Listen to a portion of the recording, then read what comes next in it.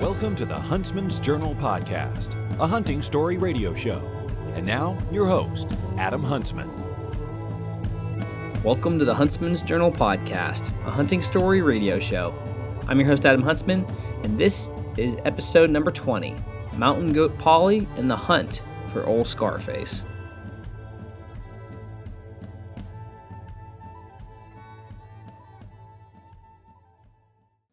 All right, welcome to the show, everybody. I'm your host, Adam Huntsman, and this is episode number 20 of the Huntsman's Journal podcast, Mountain Goat Pauly and his hunt for Old Scarface. And I'm super excited to bring this hunt to everybody today. It's definitely been one of those situations lately where I've been having some trouble getting my hands on some good stories, and this one is definitely a good story. I would even go as far as to say it's a great story, as a matter of fact. Just super memorable, and it's really unique whenever we actually get into it. So I'm really excited to have Paul on the show and have him share his hunt with everybody. And I don't want to give too much away, but there's a couple things going on in this story that I thought were really cool. One, it was Paul's first hunt, or Pauly. It was Pauly's first hunt for a black bear, so that was going on for him. It was a backcountry western hunt, do-it-yourself kind of deal, over-the-counter tag, and it actually wound up being one of those deals where Pauly had went in and was able to take a bear out of a very heavily pressured area that was relatively well known in the area, and had other hunters hunting him. And you can kind of tell, obviously, whenever you take a look at some of the pictures that we'll post up later, if you took a look at this bear, he had a giant white patch on his chest that kind of formed a big tuxedo. So it was very easily distinguishable from other bears in the area. And Paul was able to go in and actually take him out of there. So that was also another cool element to the story. And on top of that, whenever you take a look at the bear, he had been, it's very apparent that he was an old warrior. So, hence the name Scarface. So either way, again, super excited to get Pauly on the line to tell the story. And since it has been a little bit, we're not really going to beat around the bush. We're just going to get right into it, and we're going to get Pauly on the line so he can tell us the story. So hope you all enjoy and are ready for a fantastic spring bear hunting story. This is episode number 20, Mountain Goat Pauly and the Hunt for Old Scarface. Enjoy. Okay, and on the phone with us today is Paul Serby. How you doing today, Paul? I'm doing awesome. I bet. Yeah, I've been following you your Instagram account over the last week or so, and it looked like you had just got back from a pretty awesome bear hunting excursion. Oh, it was epic. I mean, to take my dad, who's never killed a bear, and my other little brother, who's never harvested a bear either, and to get them both their bears, and then my other brother and I were able to follow up and get 2 bears and come home 4 for 4. It was an epic hunt. It was pretty cool. Wow. Very awesome memories. Oh, absolutely. That was all in a week's time frame, right? Yeah, it was so 8 days. Basically 7 days of hunting. Yeah. Gotcha. Well, hey, that's awesome, man. Congratulations. I know I was definitely every time I'm on Instagram a lot, and every time I went on, I'm like, I wonder if Pauly's got a bear yet, So I was following along and everything. So it was cool. Well, thanks. Yeah. It was a lot of fun. It was a little slow at first, but it picked up towards the end, and golly, we got it done. It was so cool. It was awesome. Yeah, definitely looked like it. But so I was going to say, just to kind of introduce you to the listeners here, this is again Paul Serby, aka Mountain Goat Pauly, and I got to ask, how did you get the name Mountain Goat Pauly? Because I've got a couple ideas, but I want to see where I'm at on it. So the wife gave me the name Mountain Goat Pauly. She, I met her, we've been married 15 years, and she first started coming hunting with me when I think we were dating still, and I would just hike her butt off everywhere, and she's like, "You're like a mountain goat." And she'd call me it every once in a while, and that was kind of her nickname for me. And then one day, I think it was my other daughter and I, we'd just come home from hunting, and I was laying on the floor, I think resting on the living room floor, and they're playing on their phones, and I'm like, what are you guys doing? And they're like, oh, we're playing on Instagram. And I'm like, what's Instagram? Like, I didn't even know at that time what Instagram was. And they're like, oh, you should open an account. And I'm like, no, like, I don't need any more social media stuff type of deal, you know? And yeah. they're like, no, it's cool. You can post your pictures. It's not like Facebook. I'm like, all right, well, sure. And so I get on there, and I'm like, well, what should my name be? And she's like, Mountain Goat Pauly. And I'm like, perfect. I threw it in there, you know, and it's just kind of gone from there. So yeah, the wife is the one that, you know, started calling me Mountain Goat Pauly, and just kind of gone from there. Gotcha. All right. So I was definitely thinking it was a different origin. Like there was a friend of mine. He was out hunting, and I guess he smelled really bad. They told him he smelled like a goat, and so that's your origin story is probably a little bit more kind. So that's awesome. But yeah, the wife, she called me Mountain Goat Pauly, and it's been fun. It's been a lot of fun. Absolutely, I'm sure. Well, very cool. Well, I was going to say, so I mean, obviously, I'm familiar, with you, but for as far as the rest of the listeners, why don't you go ahead and introduce yourself, tell everybody a little bit, about who you are and your hunting background and just things along those lines. Perfect. So yeah, I'm Paul Servey, aka Mountain Goat Pauly on social media. I'm just a blue collar worker who I love to hunt, public land, over the counter tags, in the Rocky Mountains. I love chasing high country muleys and screaming bulls. And, but, I love hunting with family and friends. That makes me happy. I get a lot of joy just going out with my family and friends and see them being successful too. And, and, I started super young. My dad, he's the one who taught me everything I know, and, how to be a conservationist and respect to the animals. And, and my dad's Native, and I think it's just kind of, his great example with me, and I'm just able to pass that on. I've got one daughter. I have 3 daughters, but I have one daughter who truly loves the sport of hunting too. And, that's awesome. I don't know if you follow her. She's actually on a church mission right now in Norway. She'll be back in 4 months. Oh wow! But so her Instagram name's Sniper Chick Cal. But she's had a really super successful young career in hunting, and I can't wait for her to get back because I'm ready to go hunting with her. But oh, absolutely! I'm sure, man. And especially Norway. That's a little bit of a hike. So yeah, I can only imagine. But I really enjoy the sport of long range rifle, of hunting, and I do archery and muzzleloader of big game too. So that's kind of a little bit about myself. Perfect. And like we said, you just had a pretty awesome week of bear hunting, and we're actually going to be diving into a story from last season's, 2015's bear hunting season for you. And I'm really excited to talk about this just because it's it's a Western style of bear hunting, which I don't know if I speak just for myself, but I don't know about anybody else. But like anytime I imagine bear hunting, immediately you get that image of just hunting the bear over bait, in Canada or something like that. And the whole concept of spot and stalk bear hunting was definitely really appealing to me. So I'm really excited to kind of dive into this story and kind of hear kind of how things transpired for the bear that was it old Scarface or just Scarface? It's old Scarface. The legend of Scarface. Yeah, that's pretty cool.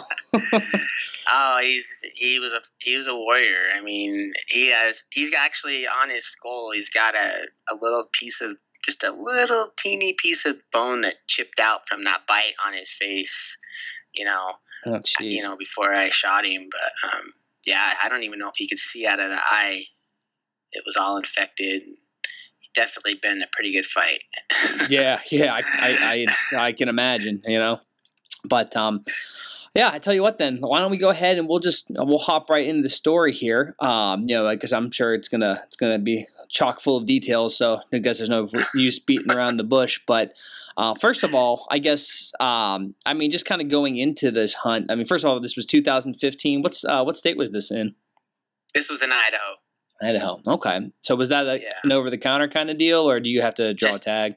No, it's an over-the-counter tag. I had a good friend up there who, first of the 2015 season, he was just like, hey, man, you got to come up and go bear hunting, and I was just like, are you sure? I would love. So honestly, I'd never gone bear hunting until 3 years ago. Oh, okay. Well, I'd gone with a friend a couple times who had hounds, but we never treated anything. Mm-hmm. But as far as my first backcountry bear hunt, this was my first bear hunt. I don't know why I really never bear hunted, but but yeah. So that's a good way to start your bear hunting career, I guess. It started out awesome. So yeah, I got the invite and a couple of other friends, and preparation started. Where we were going to be going was deep into the backcountry of Idaho, in this one spot that he was going to take us. And the three of them were carrying bows, but I was going to bring my long range rifle. Mm-hmm. And he had told me, this is, great long range rifle country. We should be able to kill you a bear. And I was pumped. So, I took it really serious. I made sure my gun was all dialed and, reloaded all my bullets up, and, went to the range and prepped that way. And, and I was pumped. And, we get up to Idaho, and we pull up to the trailhead, and this was going to be a legit hunt. That first 4 days was some mean looking country, and I'm like, all right, let's rock and roll. Yep. It took us about, when did I want to say we left the trailhead at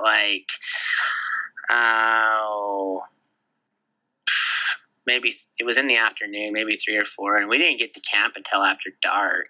I want to say we were in there 6 or 7 miles into this remote area, and we set up camp and got up the next morning and glassed. We didn't even see a bear until I think day 2, and he was over a mile away. Big old boar going across this hillside, but there was really no way to get to him. There was just a huge canyon between us, and all this cliffy rock stuff. And that was the first bear we saw. And then I spotted another one going through the trees. I think on day 3, and it was pretty slow.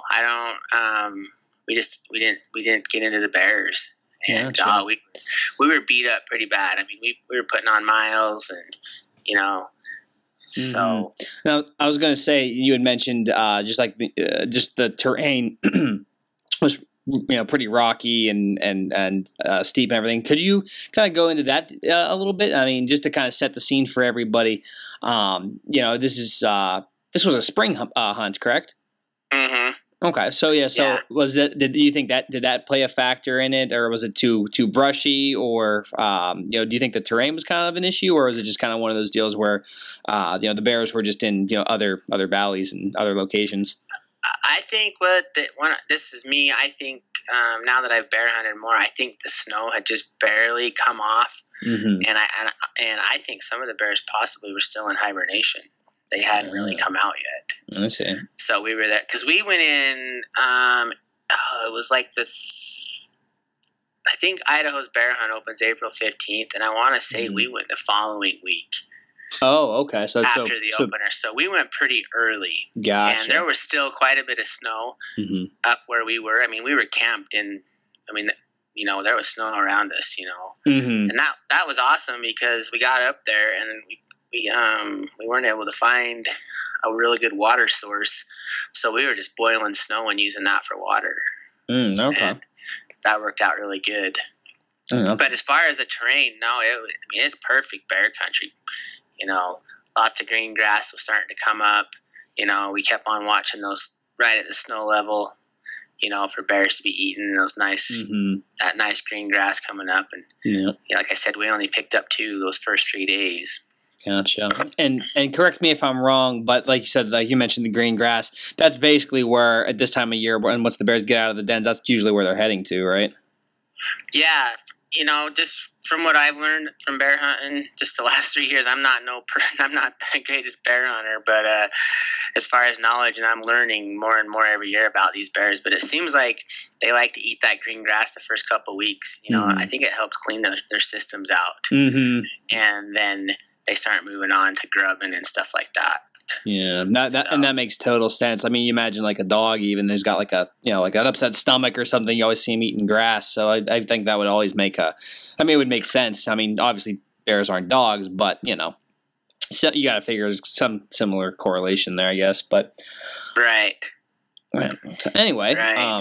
So okay then. So a couple days, first or kind of rough. Were you trying to key in on anything else besides the grassy areas, or were you just kind of posting up into the where you thought you'd come across some game? So we were glad this was some big country, so we could glass a lot of areas, a lot of open areas, and that was kind of what we were looking at. And come day 3, we decided to bail out and go to another spot. Okay. So we hiked out, got out of there, and then the next morning we went up to this other area and we hiked in. And as we were hiking up, we were probably, 2 or 3 miles up this really steep ridge. We'd split up. We were going to meet the other 2 guys that came with us up on top, kind of came together. Mm-hmm. So my buddy Zach and I went up the one side, and the other 2 guys went up the other side. And as we were going up, I spotted a bear down on the bottom of this draw, and really pretty color-phased bear. And we watched it, and I don't know. Sometimes I look back and I'm like, that would have been a really pretty bear to shoot. Like, Oh, it sure, was a beautiful bear. He was a nice bear, but I was kind of looking for a really nice mature boar for my first bear. I just kind of had my sights, and I'd kind of made that decision. Yep. And we watched him, videoed him, and then a sow came out, a really pretty chocolate sow came out with him. And she was feeding over there with him, and so I passed on that bear, and then we were supposed to stay, I think, 5 days is what we had planned, but God, it was just super slow. So we decided we were going to cut our losses and jam home and make a plan for round 2 back up there. I was planning on going back up for sure. Sure. So we went from spot. So we went from spot and stock, and then my buddy was like, "Hey, I think if you really want to get a really nice bear, maybe we're gonna need to set you up a bait." And I was like, "Okay, So, so the first 4 days were rough spot and stock, tons of sore muscles, blisters. This the backcountry So I called a buddy who knew a pastry shop down here in Salt Lake City, Utah, and he hooked me up with about 700 pounds of donuts, pastries, all the good stuff. Oh, wow. So we filled the back of my truck up, and I was on my way back up to Idaho. I want to say like maybe the first week in May, somewhere right in there, I think. Mm-hmm. And met my buddy up there. We found a really neat spot where the wind was perfect down this little draw. And he actually had a bait set about a mile away from that where we set this bait. Mm-hmm. So we were kind of be in the same area. So we built my bait, everything, let it sit for 4 or 5 days. I had to jam back home and go back to work. Mm-hmm. So after 4 or 5 days, jammed back up to Idaho again. And of course, we had one of those spring storms. And it snowed on us. No. And nothing was moving. Like, nothing had even touched my bait. And I wasn't going to be able to make it up there until like 3 weeks later. Jeez. And nobody was even going to be able to check the bait to see if anything was hitting it or if it was gone. And this is like 8-hour drive from my house. So. I'm sorry, you said that's an 8-hour drive?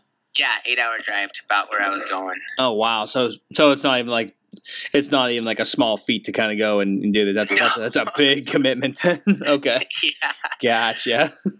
So I had one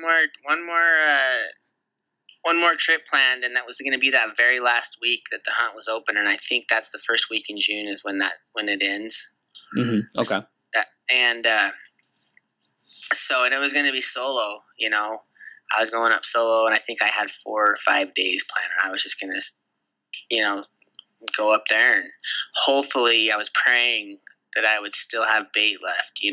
Right. Just nobody been able to check it. And yeah. Well, and did you whenever you had first gone up and set the bait, did you go and leave the whole 700 pounds of pastries out there for him, or was it did you leave like a couple hundred and then still had some? No, we put the whole bait in there. Oh, okay. Gotcha. We build up the bait, put it all in there, and so it was all there. Yeah. Because we actually had to pack it in. I don't know, maybe a mile and a half down this ridge into this little draw canyon area that we had set up across. Mm-hmm. It was about 120 yards, I think, is what it was with a rifle, somewhere right in there. Not too much more than that, if that. Okay. And so I had that week in June planned to head back up to Idaho, and I got off of work. I worked a graveyard that night, and I just left straight from work. I had all my gear packed and just went straight to Idaho on zero sleep. And I got up there, and God, everything had just greened up. It was beautiful up there, and it just rained when I pulled up there, and I could not wait to get down to my bait. But I was like stressing too. I was just like, please, let there be some bait left, because Sure. 700 pounds is not a lot of bait, especially if you get a bunch of bears hitting it, Yeah. And so I creep down there, and I get down there, and there's it's pretty much gone. There's a little bit left. So they've been hitting it. Okay. And one thing that my friends from Idaho had taught me was, don't ever walk down to your bait. Those big boars, they're super smart. If they smell you, they won't come in. Sure. So I didn't walk down there. Didn't see one bear. I sat there for 7 hours the first night and did not see a thing. And got back to camp, ate some dinner. I was hammered, and fell asleep. I think I got 5 or so hours of sleep, and I was back up the next morning, having some coffee, and I was going to head down there and try to get down there right around light and see if anything was on the bait. And I got down there, sat on it a couple hours, and nothing. And I'm just, but I'm having a hard time staying awake, because I'm like on 5 hours of sleep and like 48 hours. I don't know, was it? Right. I was gonna say if I'm counting that up, like you said, you're 5 hours up 48. You've driven 8 hours. You've hiked back into the backcountry. That's set up camp. That's a lot of effort for on that little sleep. So I can imagine it had to have been a little difficult.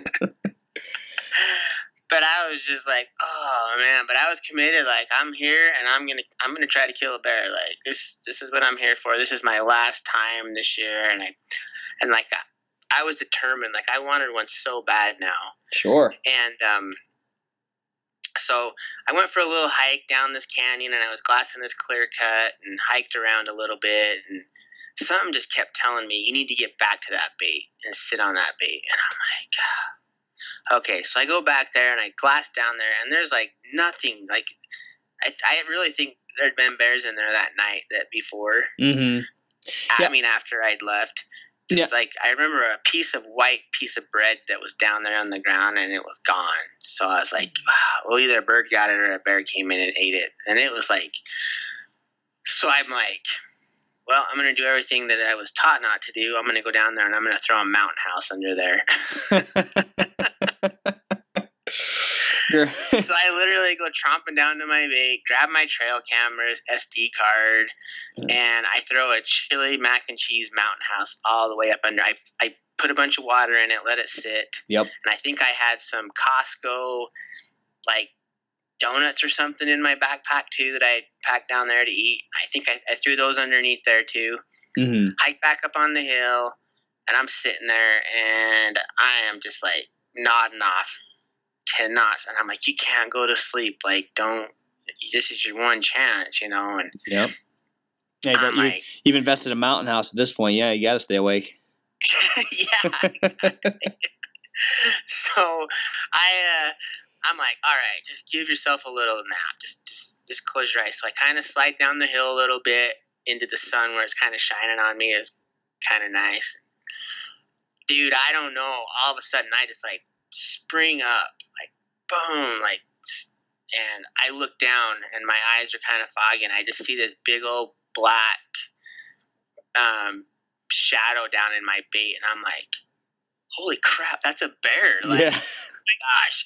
So I'm like freaking out, trying to get my senses, and I got to creep back up to my gun because it was just, it was only 5 yards, but it seemed like a mile because I got this bear on the bait. Sure. And I hurry and grab my rifle, and I get in my gun and I'm looking at it, and he's just tucked all the way up underneath in there, just chowing down on that mountain house. There you go. And I don't know at that time if he's a boar or what it is. And all of a sudden, he just comes whirling out of the bait, head in the air. I don't know if he just caught a molecule or something of my scent down there, because I'd been down there like just over an hour ago. Right. Yeah, you've just been down, setting up the bait and trail cams, right? Yeah, and this is like 2 in the afternoon. That this bear came in, like right in the middle of the day. So, I was not to interrupt. Sorry. I was going to say, yeah. I mean, I know for most bear hunting, it's usually more of like an evening kind of, or late afternoon, evening kind of deal. I mean, it's still, you said it was 2:00 though whenever he was in there.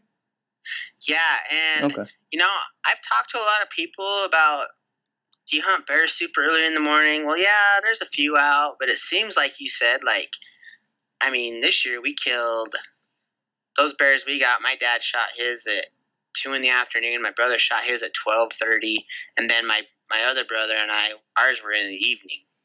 So okay. I almost feel like that 10 o'clock throughout the rest of the day, and I think they just come out and eat when they want. They go back in, kind of take a couple hour nap, and then all of a sudden they'll come out again, eat a little bit, grub, whatever, and then they go back in. These baits, this is a pretty heavily baited area where I killed this bear. I mean, for him to live, so I had him aged. He was 9 years old. They took a tooth and aged him. Oh wow! And where he was, I mean, that was pretty good life for him to be able to stay alive in that area as long as he did. Because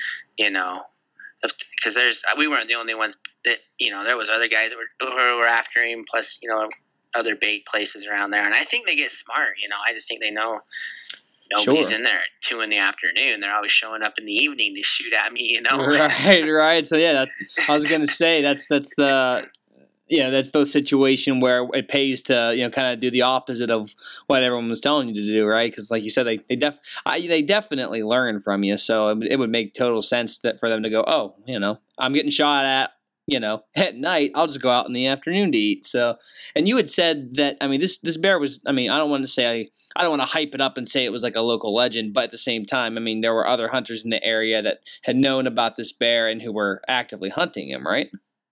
Yeah, they were actually calling him the tuxedo bear because he looks like he has a tuxedo on the front of his chest too. That's what they were calling him, the tuxedo bear. That's awesome. But yeah, so there were some guys that were chasing him around a little bit, trying to get him, and but I think their pictures were all at night, if I remember right. They had some trail cam pics, and he was coming in after dark. So he was, and he'd just be sitting there on his butt, hanging out. Yeah. Yeah, just doing his thing. Yeah, like I said, I was just like, I'm sitting on my bait all day long, or I'm going to be down in that area. I'm not going back to camp. I took all my stuff because I did not want to miss the opportunity at a bear. Sure. I don't blame you at all. So he came whirling out of there, and I knew it was like, all right, here we go. And I was already on him, and he turned his head and looked, and plus he took up like almost the whole bait. It was like as tall as it, and I was like, that's a big bear, Yeah. And I was just like, all right, this is it. And I put it right behind his shoulder, and boom, and I knew I hit him just because of the way he like sucked up and then bolted, Yep. But he came running right towards me, like right up the hill towards me. Oh, really? And I was sitting there and I was like, I know I didn't miss him. I know I got him. He acted hit. And, all of a sudden I just heard that moan, when they die. Oh, the death moan. Yeah. The death moan. And I was just like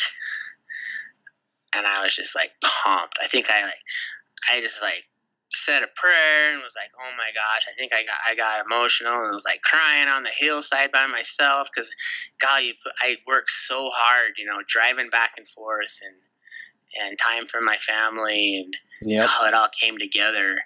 And then I heard him die down there and I was just like, oh my gosh, I did it. Yeah.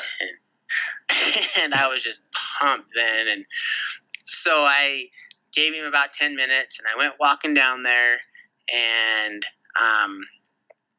he hadn't even gone 20 yards. I hit him perfect. He's all piled up right there.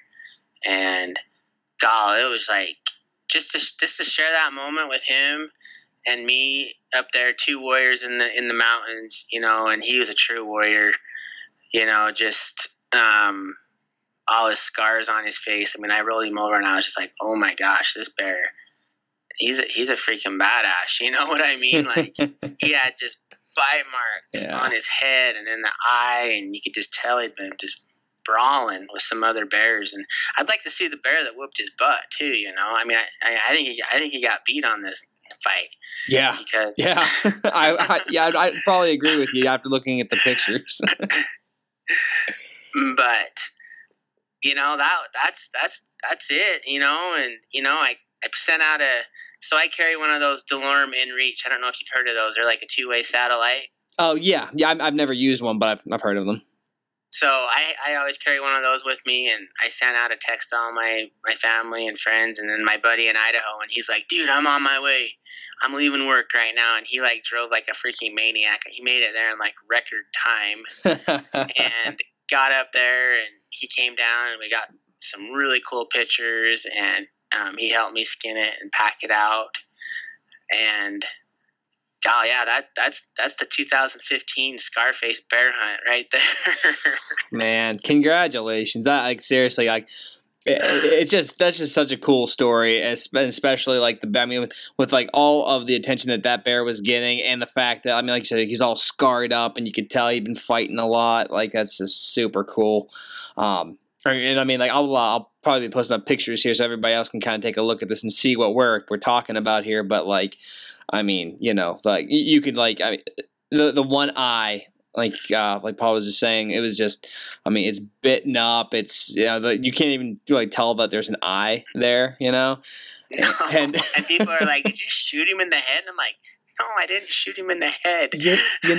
The thought crossed my mind when I first saw it. I was like, "Wait, what?" That's and then you read the description. Oh, okay, he didn't brain shoot him. I was gonna say you're not gonna be able to measure the skull, man. What happened? And then okay, it was just fighting. Okay, it's cool. but it's just a really cool bear. Now I was gonna say, so you got him down. Your friend came up, and that would help you pack him out and everything. So that's awesome. And again, at this point, you hadn't, if this was your first bear, kind of going into the that whole process, could you talk a little bit about that? I mean, as far as it's just basically just a general, skin them out, or how did you go about handling that? So I got out on my DeLorme to my friend, and I was like, hey, do you want me to start skinning him, or do you want me to wait? He's like, if you can get him in shade, I can be there in 2 hours, because it was a pretty warm day. Mm-hmm. and I worked my gut. He's a big bear, and I had to get him over this log and over into these pine trees. And I mean, it was literally only 30 yards. It took me probably an hour just to get him moved. Like, jeez. It just killed me. I was like, and he got there, and he's like, "You moved him from there to there by yourself?" I'm like, "Dude, you told me I need to get him in the shade. Like, I mean, it's like any other animal. Like, you told me to get him in the shade, or I would have started on him." And he's like, "Oh no, that's awesome. That's awesome. Holy cow, I can't believe you moved him over in there." Yeah. And I got him into the shade, and he got there, and yeah, we just we skinned him right there, and I'd never eaten bear meat before. And Zach really loves it, and I was like, well, I want some of it too. So he took probably a little more than half of it, and I took the other part. And, oh, nice. Bear meat's delicious. It really is, and the whole family, they loved it. I was like blown away. So we skinned him right there, and then just quartered him up, and then packed him out. Perfect. No, that's awesome, man. I haven't eaten bear before. I've been on a couple bear hunts, but I've never had the chance to eat any of it. But it definitely seems to be the consensus that as long as you like any other wild game, as long as you handle it right and prepare it, and obviously you got him in the shade, and from what everyone has told me, as long as it's handled correctly, it's such a delicious meat. Especially whenever it's handled properly and cooked properly on top of that. So that's awesome. Mm-hmm. Yeah, you just got to be really careful with it. The bears, they carry that trichinosis, so you just got to make sure you cook it super well. Yep.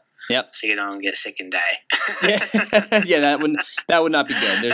There's no more hunting after that. So, all right. Well, I tell you what, that's an awesome story, Pauly. And I mean, I'd love to just real briefly. I don't want to take up too much of your time, but I would like to circle back real quick into just the preparation, and specifically, I mean, like as far as the whole baiting of it goes, like you had mentioned that. You were told not to walk down to the bait afterwards because then they'll smell you and then they'll spook. I mean, as far as going into it, like, first time out, you're going to bait, what was the strategy behind that? What were some, was there any do's and don'ts, or, how did you pick the location? Like, how could you tell us a little bit more about that? We kind of picked a location down at the bottom of this draw, this little side draw that was on the other side of this canyon. It just seemed, there's a lot of bears in Idaho, so once they find it, they'll start coming. Mm-hmm. And the wind, it seemed like the wind liked to carry right down that little draw, and where I was sitting up above, it seemed like the wind kind of liked to blow down the other side of the canyon. So I was kind of like right on this little top. Mm-hmm. So it seemed like, getting the wind was key. That's what of course that's just any animal, but baiting too, you got to have the wind right. Cause if they come in and smell you, then they won't come in. Sure. And, as far as walking down to your bait, I was just top, by the two, like, I don't know if you follow Russ Meyer, RM Archery. He's in Idaho. He's like one of the best archery hunters that I've ever known, and he's one of my really good friends, and just super knowledgeable. And all he hunts is with a bow, and he just killed a giant a couple weeks ago, actually in Idaho too. And oh, nice. That was one of his things. He's like, "Don't go down to your bait. Never go down to your bait." And I was like. And they're just like, "I can't believe you walked down there an hour before," and he came walking in. There's like, it just was meant to be, it was just meant to be. Yep. And here comes this big old legend of a bear, bruiser, just an old warrior, and I just happened to be in the right place at the right time and was able to get him, Yep. Definitely all just came together. So, and I am hooked now. I'm a bear junkie now. I was gonna say, yeah. So after this, I mean, it seems like, obviously you went hunting, this year. So that's awesome. Yeah. So we went, and I killed a nice bear last year. So we didn't go to Idaho. We went to Montana the last 2 years. So Montana, they're just a spot and stock. You can't bait in Montana. Oh, okay. So, little different than sitting over a bait, or but I like the spot and stalk. It's a lot of fun, sneaking up on them and getting it done that way. So it makes it a lot of fun. Oh yeah, and they're all fun. I mean, whether it's like I said, whether it's the baiting or spot and stalk, it's it's all it's all exciting. It's all got its own little frustrations and highs to go along with each. So no, it's either way you slice it, it's pretty cool experience. Mm-hmm. But have you ever hunted bears? Yeah, I've been on a couple bear hunts actually, but then they were all just and these were all in Canada actually over bait. Never killed one. Again, these were more I was running camera for guys and things like that. So I've been on a handful of bears. I think I've been behind I want to say seven different successful hunts. Awesome! And yeah, and it's just super. Adrenaline. I mean, you just get that rush of adrenaline whenever they, you look down and because you never hear them come in. So it's kind of like one of those deals where you look over and it's like, oh, there's a giant shadow. All of a sudden it's a bear. Oh, it is a bear, so it's a lot of fun. Definitely learned a lot doing it. So I'd love to go get one myself one of these days. Hopefully maybe, if not this year, possibly next year. I'm trying to prioritize between a mule deer hunt and a spring bear hunt next year. So we'll see which one I end up doing. Go shoot you a muley. That's kind of how I'm leaning right now. I'm glad to hear you say that. So yeah, mule deer. Mule deer are awesome. They're a pretty cool animal. Yeah, man. They've got those giant racks on them and everything. They live in cool places, and yeah. I'd love to get a muley, but I'd also love to get a bear too. So it's just gotta find a way to get them both in the same year, and life will be good. And if not, I'll take the mule deer hunt. Right. Yeah. All right, Pauly. Well, hey, listen, again, I didn't want to take up too much of your time. I know you're busy, but I just want to say again, congratulations on the bear, and thank you so much for coming on the podcast and sharing your story. I know I definitely enjoyed it. I'm sure our listeners will as well. And I was going to say, if we want to point anybody to your Instagram page so they can check out the pictures and kind of follow along, see what other hunts you got going on. Where can we send everybody? Just go to Mountain Goat Pauly on Instagram. I have a Facebook page, Mountain Goat Pauly. And then if you want to see the bear hunt, I have the video of the hunt on my YouTube channel, and it's Mountain Goat Pauly as well. All one word. Oh, awesome. I actually had, I did not realize that. I think that's what I'm going to be doing as soon as we wrap this conversation up then. Yeah, it's about, I want to say it's about 12 minutes long and maybe a little longer, but it was the first movie I'd ever done. And so, yeah, go check it out. Like I said, I get pretty emotional after I shoot it. So I just showed what the real Paul Survey is, and you'll see who I am. So. No, that's awesome, and I'll definitely be sure to link over to that in the show notes. And like I said, as soon as we wrap up this talk, I'll probably be hopping on YouTube here. So I can't wait. I've got give me a text and tell me what you think. Oh, I will. I definitely will. I'll hit you up. Give me like 20 minutes, and you'll be like, "Oh, dude, I can't believe I didn't watch this before the interview. This was awesome." But